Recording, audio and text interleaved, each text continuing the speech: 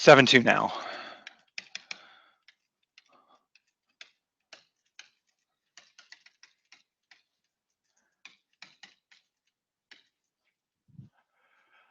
So remember I said earlier that decimals used to be called decimal fractions.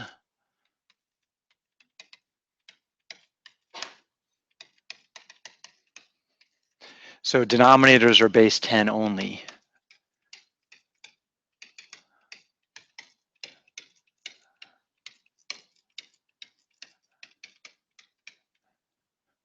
All right, so we're stuck with base 10. We have to understand place value. It makes things a lot simpler and easier most of the time, but not always. So let's look at addition first. So what does addition mean to us again? Put together and count, right?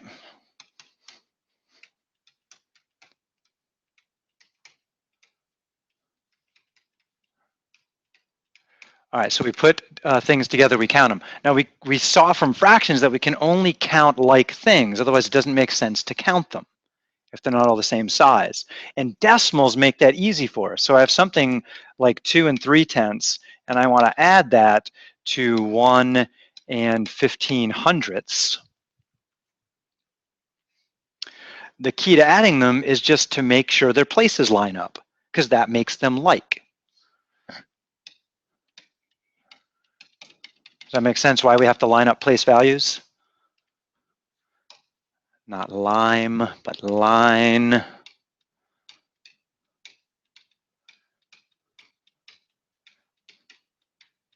Because otherwise we cannot combine and count if we don't do that. Hang on one sec. So I'll just rewrite it stacked 2.3 over 1.15. So if I line up the decimal points, I've lined up the place values. And it used to be taught as we're lining up the decimal points. Well, why are you lining up the decimal points? To line up the place values. So why not just say that up front? We're lining up the place values. Coincidentally, the decimals get lined up. Kelly, question? You could also, right, you could say that's 30 hundredths. Yeah, and I was going to look at that way in just a minute, but that's a great way to add to it. So I have no hundredths, and 5 hundredths gives me how many hundredths? 5 hundredths, right? We're adding common denominators without writing that denominator down. It's brilliant. 3/10 and 1/10 gives me 4, and they're still tenths, so they get to stay in that place. It's a wonderful, beautiful system, and 2 holes and 1 hole is 3 holes, and boom, I'm done. Okay. To relate it back to fractions, that really right there is 2 3/10, and we're adding that to 1 15/100.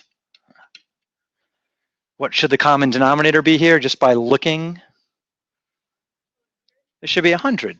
Well, okay, we know tricks about making zeros multiply by 10 here, and now they have a common denominator. Super simple.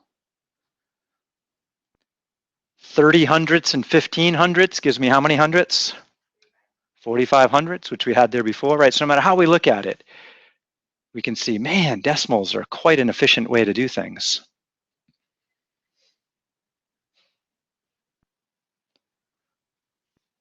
So addition straightforward, subtraction is equally straightforward.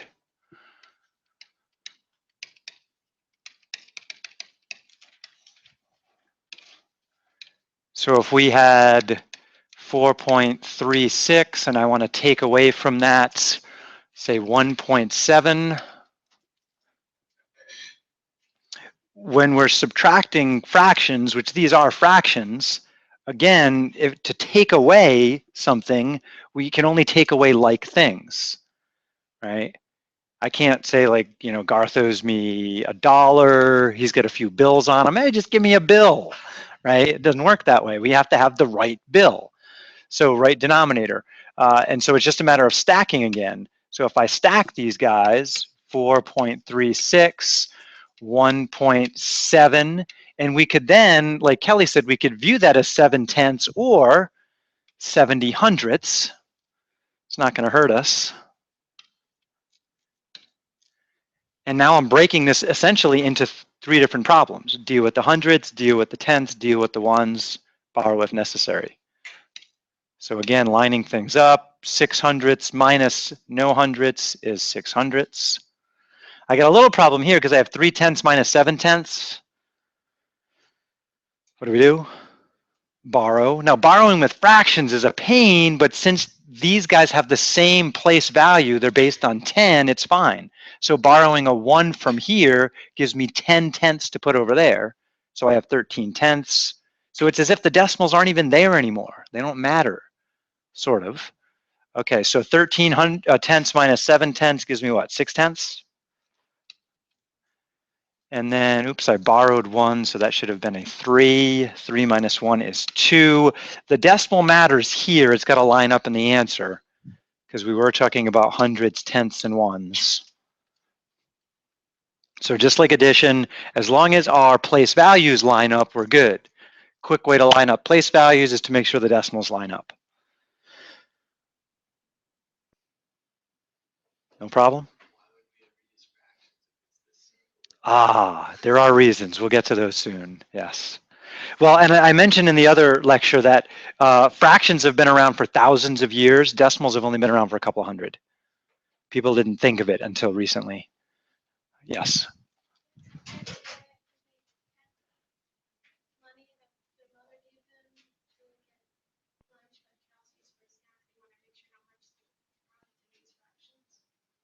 Yeah, so there's some places fractions work better, like when you're splitting things up, right?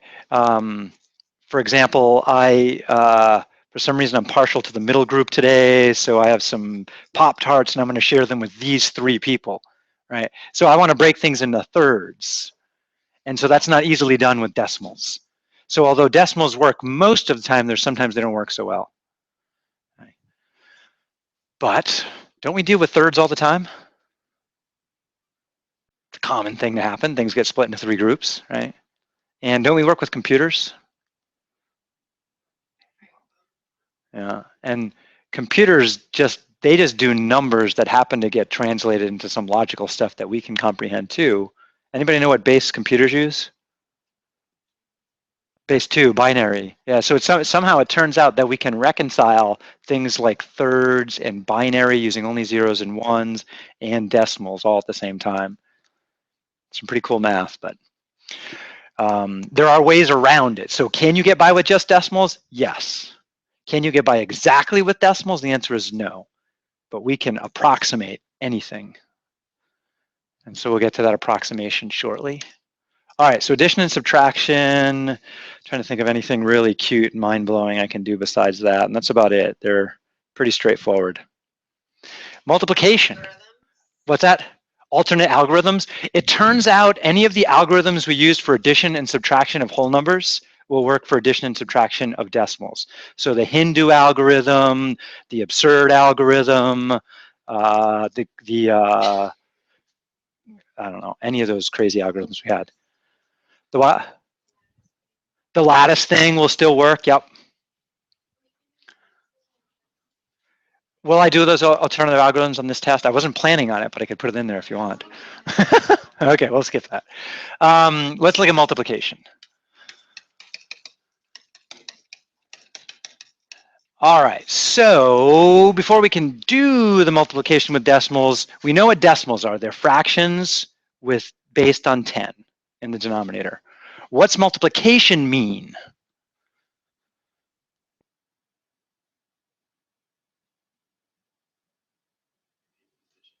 Repeated addition, yes, that is one.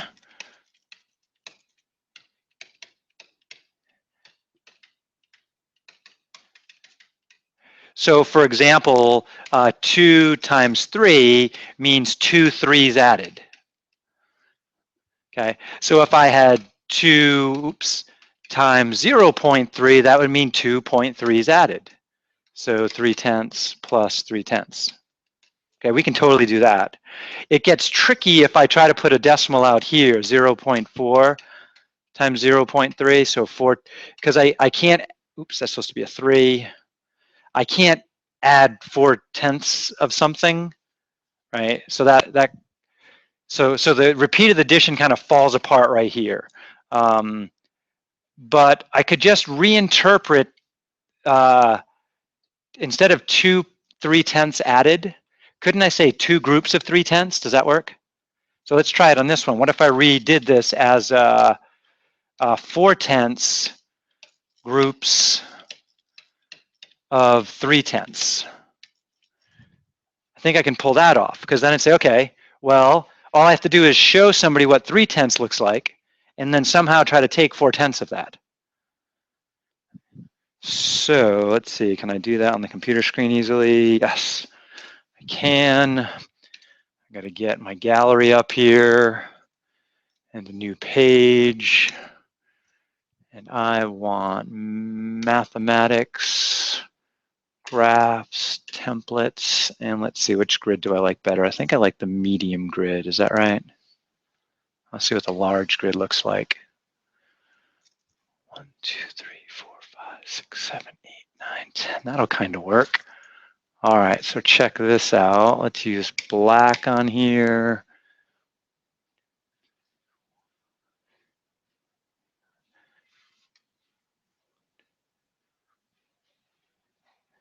So I think I just drew a 10 by 10 grid here.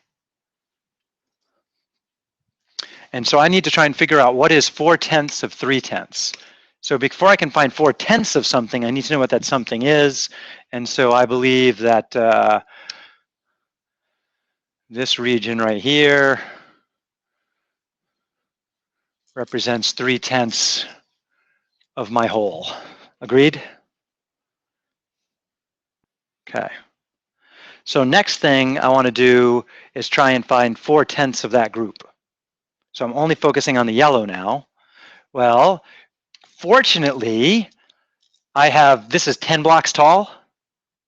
So couldn't I just come down 1, 2, 3, 4 blocks and say this part right here is 4/10 of 3/10? With me? How wide is this region right here? 3 out of 10 wide. And how tall is this region? 4 out of 10. How many squares are in this region altogether? There are 12, right? And how many pieces are there in a whole here? 100. Yeah, so we just found that the answer must be 12 hundredths, which we prefer now to write shorthand and in slang as 0.12. Okay, let's back up a second. So what was the first number I started with? 3/10. Okay, so I took 3/10 and I multiplied that by what? 4/10. I know I'm writing it backwards now, but that's okay, because we know addition has what property that allows me to do that? Commutative, right, commute. Commute means to physically move, like I commute from home to work. And so 3 times 4 is the 12, 10 times 10 is the hundredths. So the interesting thing about decimals, 0.3 times 0.4, is their places compound into the answer. So where there was 1 place in each answer before, there are now, in each number before, there are now 2 places in the finished product.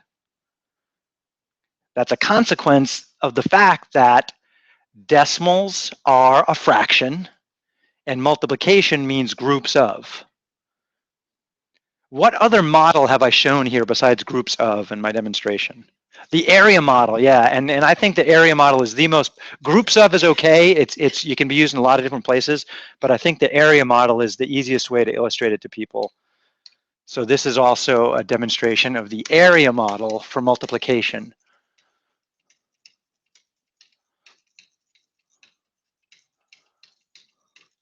And it turns out area model works for whole numbers, fractions, and decimals.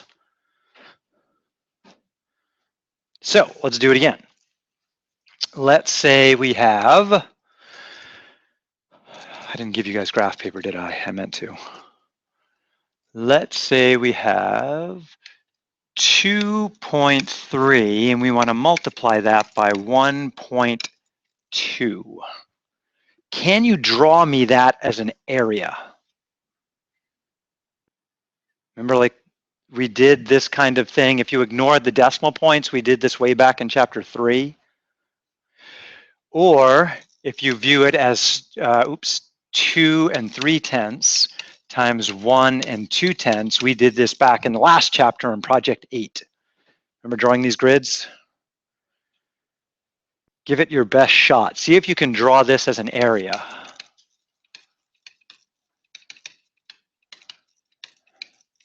And we'll come up with an answer, and then we'll come up with our algorithm. Right now we're modeling it. And this is an important one to do because everybody had a hard time with this on the last test. Yeah. Don't remember this part? I remember this on the test. I struggled. Okay, but now how to do it without. Okay, so let's let me get my medium grid up on a new page, and we will do it together then. Oh, I gotta drag it over, right? Oof, there it is. Look at that. All right, so 2 3/10, right? So if you don't have graph paper, just wing it and make believe you do. So what I want to do is, let's say I'm going to start right here. I want to come over 2, 4, 6, 8. There's 1 right there. 2, 4, 6, 8. There's 2 right there, and what, 3/10? So right here represents 2.3. So mark off an estimate of 1, 1 again, and then 3/10, going one direction. In the other direction, perpendicular to that, you want to show 1.2. So whatever distance you came across here and said that's 1, you want to come down the same distance as good as you can and say that's 1 again. So right here would be my 1, and then I want 2/10, so there's my 1.2. And so now I want to make this into a rectangle.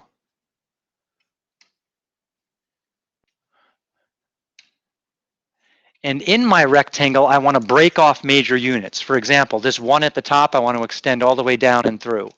So I have a rectangle that's always 1 unit wide. Here's another rectangle that's always 1 unit wide. I have rectangles that are always 1 unit tall down here.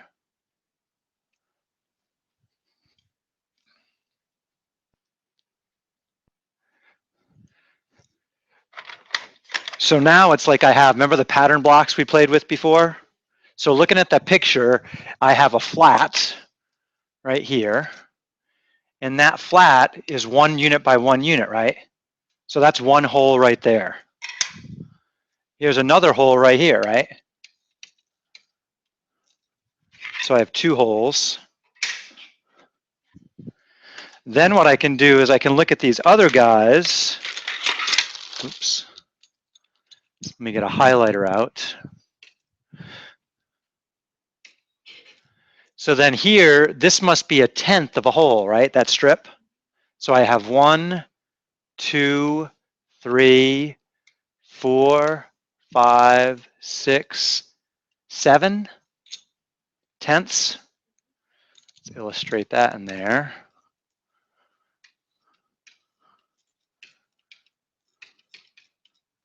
And then I've got these guys over here. Let's pick a different color. What would these guys be? Oops, I want red. There you go. What would that guy be called right there?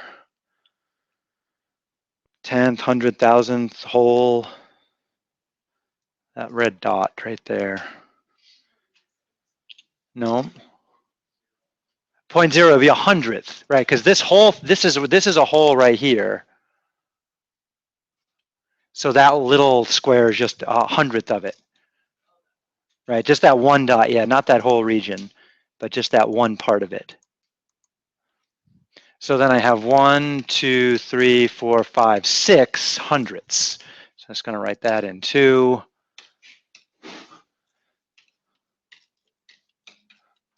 Right. So altogether, when I, finish, I'd say it looks like I have 2 holes, I have 7/10, and I have 600. So the answer appears to be 2.76.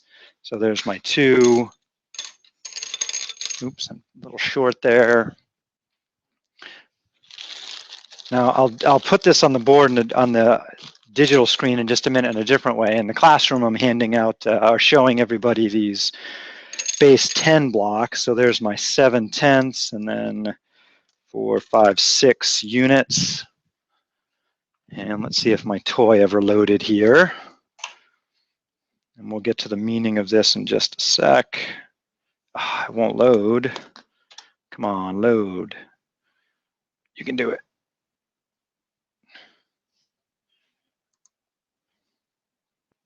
I have Java. I did enable it. Come on.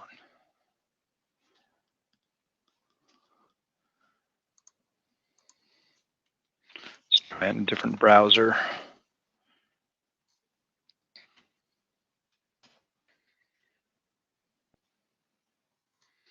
Something clearly changed on this computer between Monday and today. Bummer. Wants me to redo it. Okay, forget about it. So I can't show you my cute little toy on the computer right now. It doesn't work today.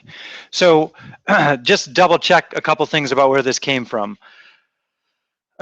This is the area model we saw way back in chapter 3, last quarter. I can break it down before we broke it down in the core of ones, tens, and hundreds. Here we have ones, tenths, and hundreds. We're heading the other direction. Okay. And it's just a matter of knowing what a whole is. And so somewhere I have to have a little key that tells me that. So I could write it in here, that this guy right here is one whole.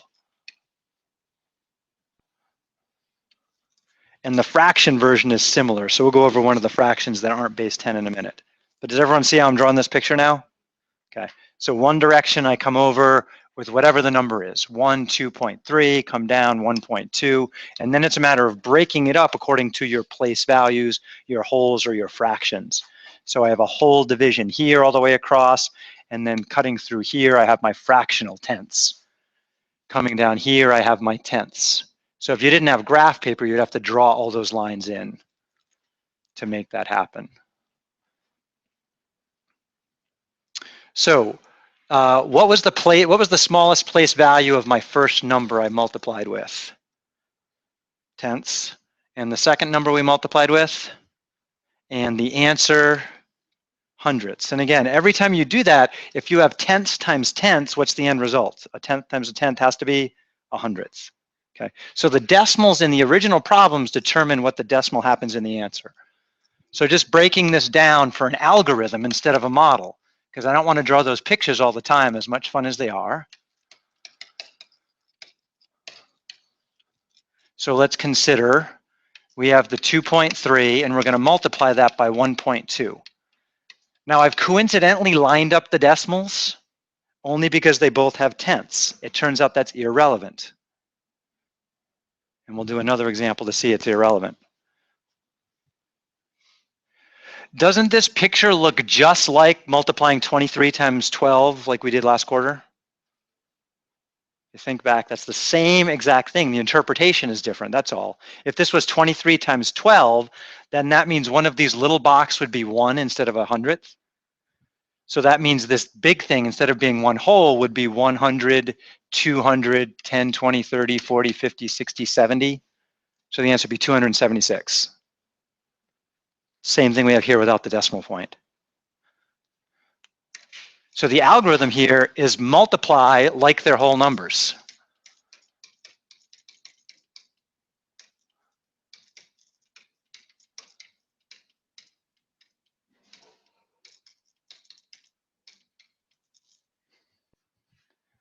And you can use any algorithm you want. You can use the Russian peasant algorithm, you can use that Q lattice algorithm, or you could use the standard one.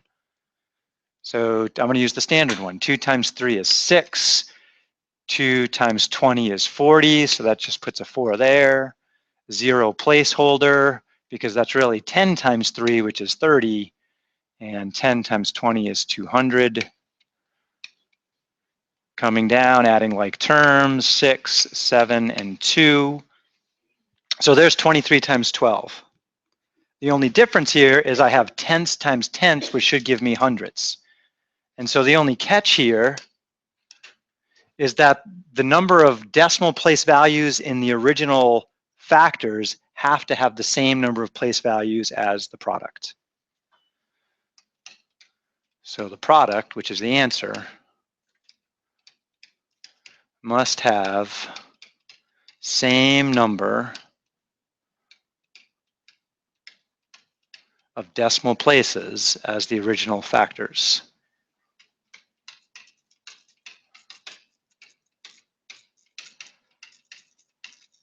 Oops.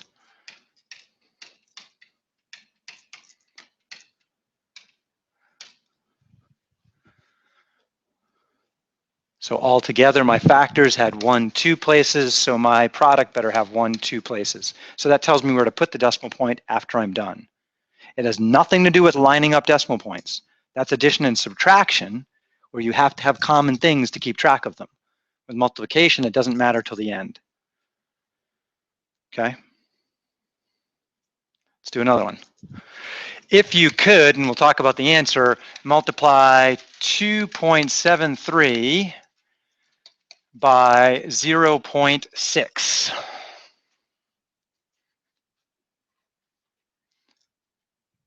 Come up with an answer and we'll talk about it.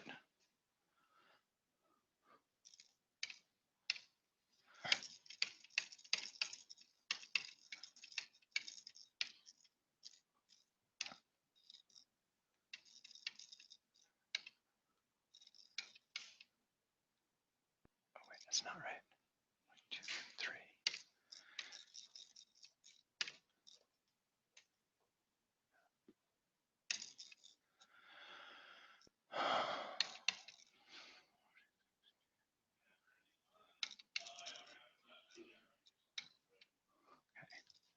So if I did that right, I think the answer is 1 in 638 thousandths. Anyone else get that? I got a different answer a minute ago, and then I fixed my mistake. So nothing to do with lining up the decimal points. Now, how do I know this is right? We could all be having this group delusion. Or we could whip out a calculator, but we don't want to do that. So let's see. I could just kind of guess at the answer. 2.73, isn't that kind of close to 3? Okay. And 0.6, that's kind of close to 0.5, which is a half, right? So what's about half of 3? Oops.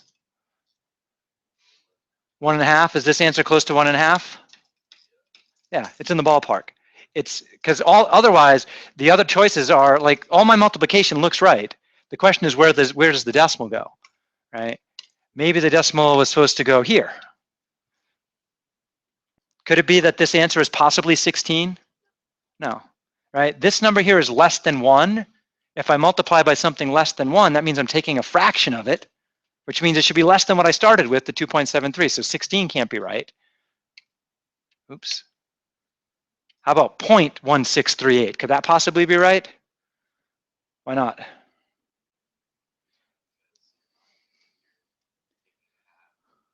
I'm roughly taking half, and that's way less than half. That's a wicked tiny fraction. Yeah. Okay, so it's just too small. And so as long as my multiplication right, the only realistic place is to put it right there. So another way you can do these is you can kind of guess, estimate the answer, and then place the decimal based on your estimate.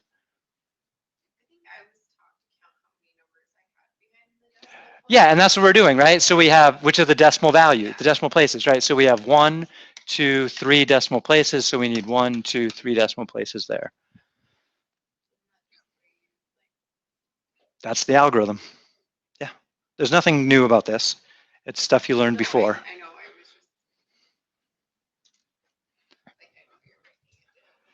Yeah, so the question is, well, why do we have to have the same number of places in the original decimals as in the answer? Anybody get why from what we've done so far? Why is that the rule? That helps. It's the right answer. Exactly, yes, because if we wrote the denominators, we are taking 100ths and multiplying by tenths, which means our common denominator must be what? 1,000ths. Sorry, common denominator. Oops, I didn't mean to say common. Our new denominator. It's not a common denominator. When we multiply denominators, they just get multiplied together. Yeah, so it has to be thousandths. What do we have here? Tens, hundred thousands. Yeah, so it's because decimals are fractions and we have to multiply the denominators together, which is just keeping track of the place values because it's all based on 10. 10's easy to work with. Just keep adding a number to another decimal place. All right, division, and then I'm going to stop the recording because this is getting long. And then we're going to go over some of that test, and then we're going to play with fractions and decimals and repeating decimals. So what does division mean? Yeah, and I think that's the most powerful definition. So groups in. Okay, so I'll just start off with a pretty simple example. 1 divided by 0.5. Another way I can say that is 0.5 goes into 1, which is a kind of weird statement. A better way to state it is to say, especially in this second form, how many 0.5s are in 1.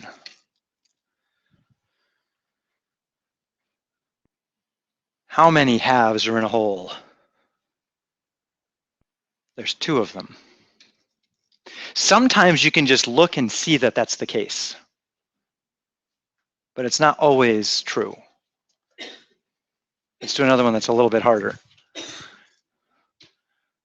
So the answer would be 2 here. We'll come back to that. Let's try 1.5 divided by 0.2. Other way to write that is 0.2 goes into 1.5. And then the question really is how many. So we always want to rewrite it with the goes into symbol, the long division symbol. How many groups of 2/10 are in a group of 1.5? All right, so I'm not as familiar with 2/10 as I am with halves, but I can kind of guess how many groups of 2/10 are in, let's forget about the 0.5, are in a whole. There's 5 of them in there. Is everyone with me on that one? All right, we can kind of picture that with these guys. If I take 5 groups of these 2 stalks, that gives me a full flat. Okay. So I know part of the answer has to have 5 in it. Okay, now the 0.5. How many groups of 0.2 are in the 0.5? There's 2 for sure, but then I have some left over, right? Because that only gets me up to 1.4. I'm lagging a little. So we found 2 more groups. So then I have, basically I have a 10th hanging off. What do the 0.2 and the 10th have to do with each other? I'm looking for groups of 0.2, of 2/10. I have 1/10. I have half of what I need. Yeah, so it looks like the answer here should be 7.5, 7.5. Was that obvious right away when everyone looked at this problem? It wasn't obvious to me. I had to think really hard. I had to imagine these base 10 blocks. I had actually picked some up off the desk to try and figure it out. So would you agree it's hard to think in terms of taking a fraction into a fraction? I think we struggled mightily in Project 9 last chapter. Remember that one? With those cute little pattern blocks? That was mind-blowing, I thought. No? Yes? You thought it was miserable?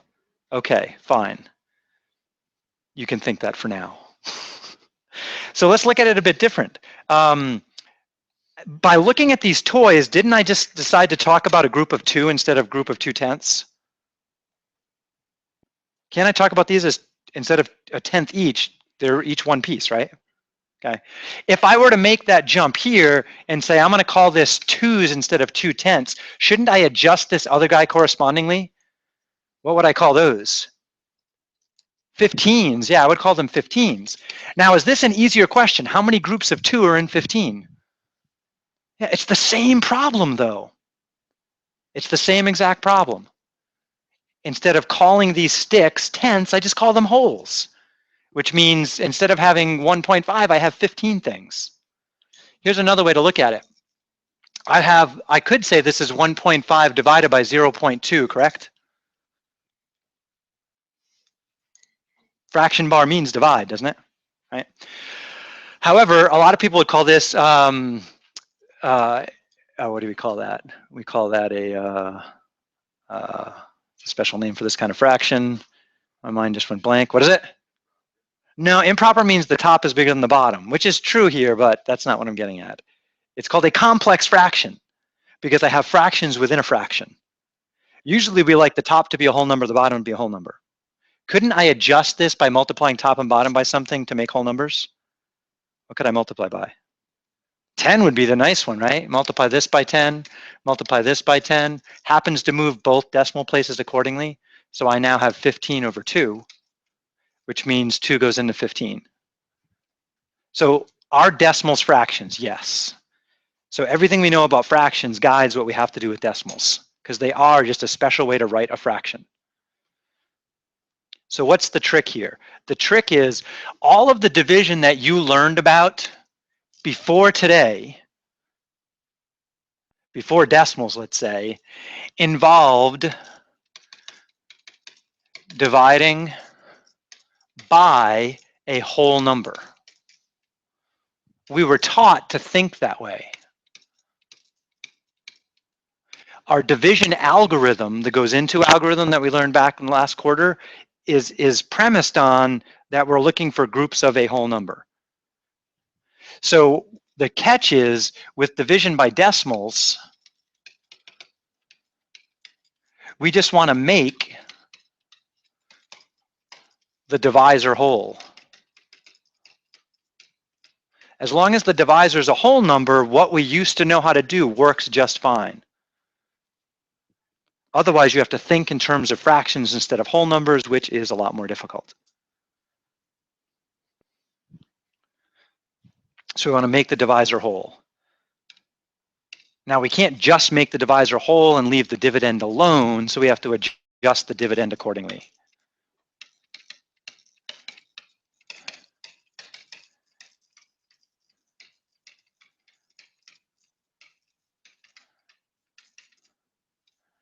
So we'll do another example using this. So what I'm trying to do is just justify, where does that rule come from? Why do you move the denominator decimal and then the numerator decimal to match?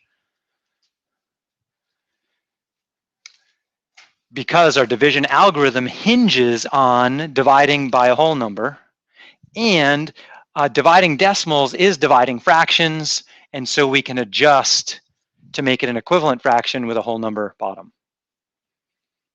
All right, so let's use that fact, and let's try, how about 7.35 divided by,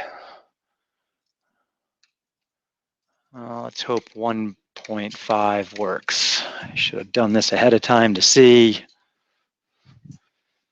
Let's see, maybe I don't want to do that one. Hang on one sec. Let's do this and this. Ooh, and this.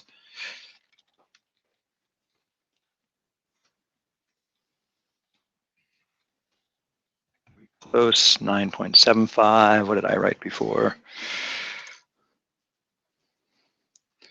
We'll do this one instead. Let's make that, instead of 7.35, we're going to make it 9.75.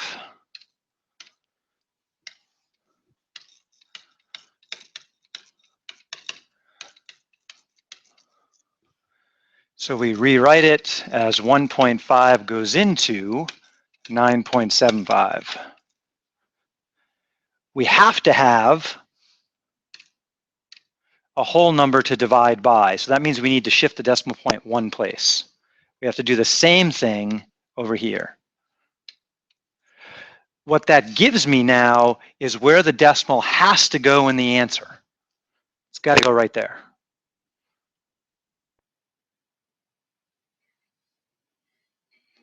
And so at this point, I don't even care about the other decimals. They are pretty much irrelevant.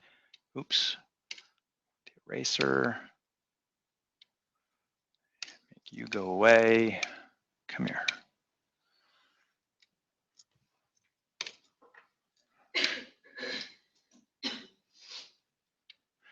All those other decimals are irrelevant at this point. Now, we usually don't erase them, but I'm just, so you don't have to erase them on your paper. I'm just doing it to make a point here. So then it's a matter of saying, okay, can I figure out how many times 15 goes into 97? Let's see, 15 and 15 is 30, right? 3 30s would be 90. So that would be how many 15s? 6 of them, okay. So that should be enough. 6 times 15 is 90. And so now I have 75. So let's see, if we took a 15 away from 90, what would we have left? 75, so that means we need 5 15s to get 75. And the nice thing about this is now I have a 0 remainder, and that's what I wanted there, a 0 remainder. We'll try the other one in a minute to have a non-zero remainder. So the answer appears to be 6.5. How do I know that's right? I just did some weird stuff here. Kelly?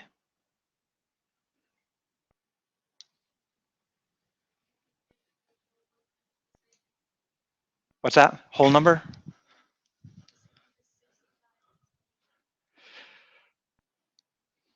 Oh, is 15 times 65 975? Or I could go up here and say a similar thing, is 1.5 times 6.5 equal to 9.75? Okay. And I can kind of guesstimate, if I took 1.5 6s, that would be 6 and 3, which is 9. That's pretty damn close. So then I could just multiply to check. So I could take 6.5, multiply by 1.5 to check. And with the decimals and the fractions, we really do want to do checks like that because it reinforces the other skills we learned. So 5 times 5 is 25, 32, placeholder 0, 5, 6, 5, 7, 9. So it is 9.75. So we did work that out correctly here and here. So the key again is you need to have a whole number divisor, adjust the dividend accordingly so that you know where the decimal goes in the answer. And then it's just like working with whole numbers. We don't have to worry about it anymore. Okay, I'm gonna stop this recording. We're gonna do some other stuff. Have a good day, everybody out there in the future.